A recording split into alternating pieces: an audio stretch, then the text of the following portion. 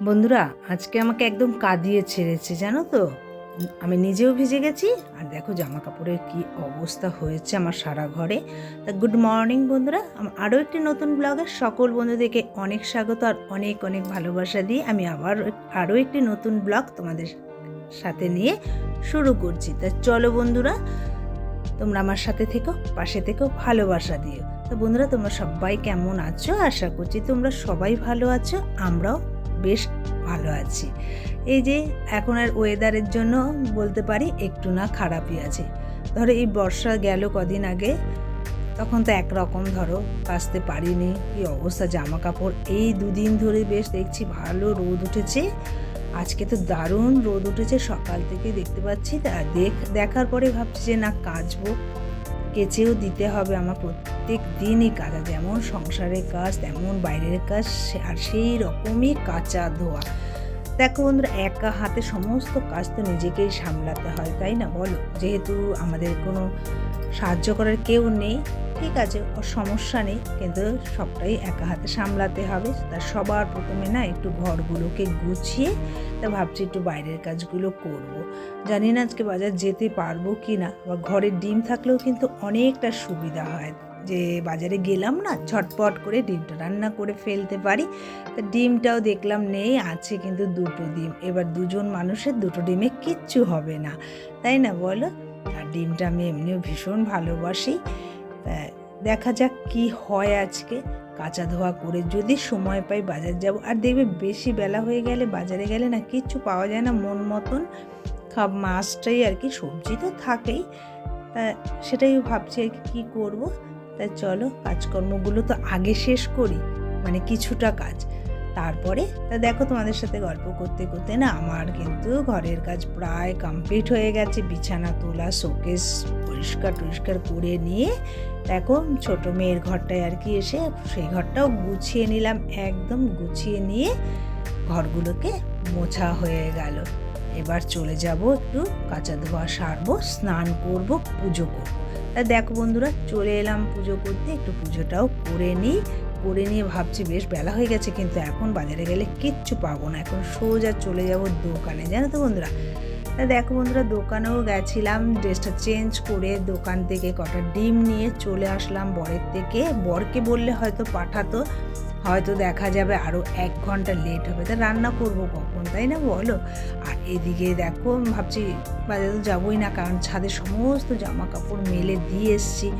এবার যদি বৃষ্টি নামে আমাকে তো নামাতেই হবে, তার জন্য ভাবছি থাক আজকে দিনটা এই করেই কাটাই। ঘরে মোটামুটি সবজি আছে, ওই দিয়ে হয়ে যাবে। তো চলো আগে বাসন কাসনগুলো একটু ভালো করে মেজে ঘষে নিই, তারপর আবার কাজ তো সংসারের কাজ কখনোই থেমে থাকে না। দেখবে বন্ধুরা, এই তো হয়তো কমপ্লিট করলাম বাসন মাজা, কিন্তু আরও যেন কোথাও থেকে জড়ো হয়ে যায় দুজন মানুষে, বুঝে উঠতে পারি না।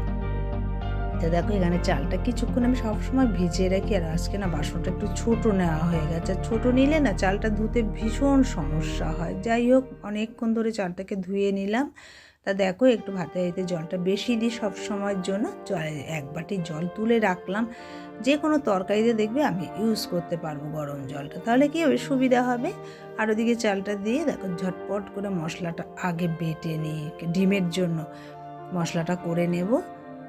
তার জন্য একটু পেঁয়াজ সমস্ত কিছুই কিন্তু আমি কেটে রেডি করে নিয়েছি। আর ওদিকে দেখো আলুটাকেও একটা সিটি মারছি, কেননা আমি সবসময় বয়েল করেই তো রান্না বান্না করি, তার জন্য একটু আলুটাও সিটি মেরে নিচ্ছি। আর আজকে সকালে টিফিনে ধরো ভেন্ডি ভাজা দিয়েছিলাম, বেশ অনেকটা ভেন্ডি ভাজাই পড়ে আছে, হয়ে যাবে ওই দিয়ে। আর উচ্ছে আর আলু কাটবো, মানে এখনও কিন্তু কাটিনি জানো তো, ভাজা করে নেবো ভাবছি। এটা বসিয়ে দিয়ে, আর এই দেখো এখনকার ডিম না, একটা ডিম কীরকম হয়, কুসুম সাদা, আবার একটা ডিমের কুসুম হলুদ, আমি বুঝতে পারি না, মাঝে মাঝে কীরকম লাগেও যেন নিজেকে খেতে, কিন্তু কিছু করার নেই, সবাই যখন খাচ্ছে আমি খাবো না কেন বলো? তার জন্য আমিও খেয়ে নিই। আর ডিমটা তো ভীষণ ফেভারিট। আর এই দেখো আজকে না আলুটা একটু বেশি সেদ্ধ হয়ে গেছে, জানো তো বন্ধুরা, না পারছি নাড়া দিতে, না পারছি চাড়া দিতে, কী অবস্থা আমার আজকে।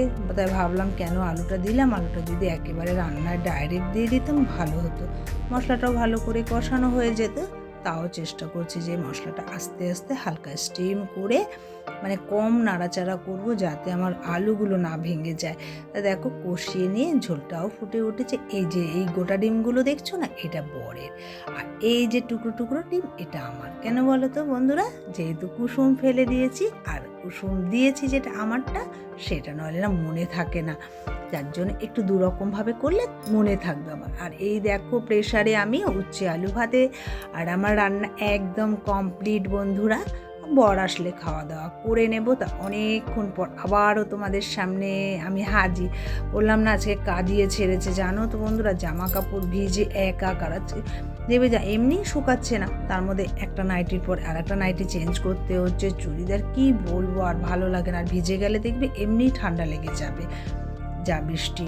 তার জন্য দেখো ঠিক করলাম, ঘরে বড় বলে গেছে যে ভেজা জামা কাপড়গুলো সবটাই ঘরে মেলে দাও, নইলে কিন্তু কিচ্ছু শুকোবে না, একটু মানে গন্ধ হয়ে যাবে আর কি, দেখতে ভালো লাগে না, কিন্তু কিছু করার নেই বলো তো। আর রাতেবেলাতে এই ঘরটায় থাকবো না, কিছুক্ষণ পাখা চালিয়ে রেখে দেবো, তাহলে যদি কিছুটা ভালো হয়। আর কালকে রোদ উঠলে তারপর আবার মেলে দেবো। এই ওয়েদারটা না একদম ভালো লাগে না, এই রোদ এই বৃষ্টি। কেন বাবা, একটা ঘন্টা রোদ দিলে কি খুব কষ্ট হয় বলো? তাহলে তো আমরা একটু রেহাই পাই ভেজার হাত থেকে। আর দেখো সমস্ত জামা কাপড়গুলো এখানে মেলে দিচ্ছি বন্ধুরা। তাহলে বন্ধুরা আমার ভিডিওটি ভালো লেগে থাকলে তোমরা একটা লাইক কমেন্ট করে দিয়ে যেও, আর একটু পাশে থেকো। তা বন্ধুরা ভিডিওটি কেমন হয়েছে একটু বলো কিন্তু আমাকে, তাহলে বুঝতে পারবো। আজ এই পর্যন্তই রইলো, আবার অন্য কোনো ব্লগে দেখা হবে, টাটা।